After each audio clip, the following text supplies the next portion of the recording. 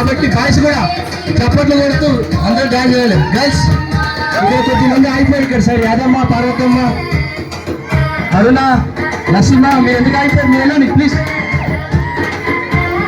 బిస్మిల్లా గారు okay okay.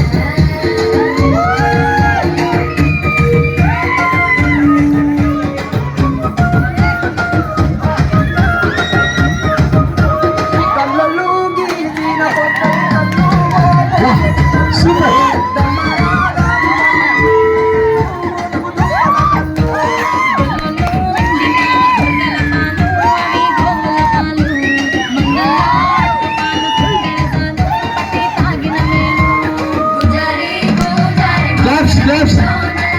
చప్పట్లు చప్పట్లు.